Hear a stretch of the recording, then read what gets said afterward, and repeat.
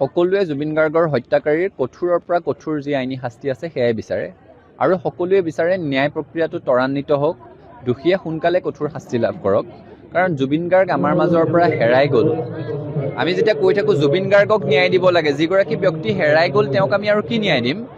কিন্তু তেওঁ হেৰাই গ'ল সেই কথাটো উপলব্ধি কৰি বুকুত একুৰা জীয়া জুই লৈ অসমৰ লাখ লাখ অনুৰাগী যে জীয়াই থাকিব লাগিব তেওঁলোকৰ কাৰণে এই ন্যায়, জুবিন গাৰ্গৰ পৰিয়ালবৰ্গৰ কাৰণে এই ন্যায়।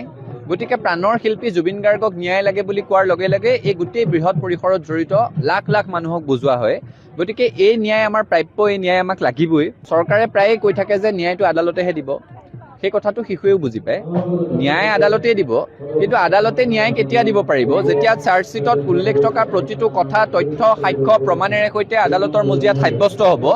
আৰু যেতিয়ালৈকে দোষীক আদালতৰ মজিয়াত দোষী সাব্যস্ত কৰি কঠোৰ শাস্তি বিহাব নোৱাৰে তেতিয়ালৈকে চৰকাৰৰ, তেতিয়ালৈকে আৰক্ষীৰ, SITৰ দায়িত্ব শেষ নহয়। সেই কথাটো তেওঁলোকক পুনৰ সোঁৱৰাই দিছোঁ। মুঠতে আইনৰ প্ৰক্ৰিয়া আইনীভাৱে চলি থাকিব।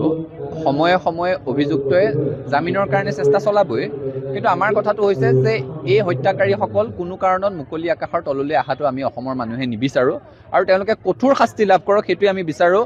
আমি এটা কথাই আশা কৰিছোঁ যে যিটো অধিবক্তাৰ দল তেওঁলোকে খুব নিষ্ঠা সহকাৰে কাম কাজ কৰি আছে, নিশ্চিতভাৱে অভিযুক্তৰ জামিন আবেদন নাকচ হোৱা কথাটোৱে তেওঁলোকে যে ভালদৰে কাম কাজটো আগবঢ়াই লৈ গৈ আছে সেই কথাটোকে বুজাইছে।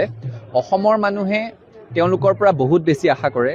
তেওঁলোকে নিষ্ঠা সহকাৰে দায়িত্ব আগবঢ়াই থাকক, তাৰ কাৰণে আমি তেওঁলোককো আহ্বান জনাইছোঁ।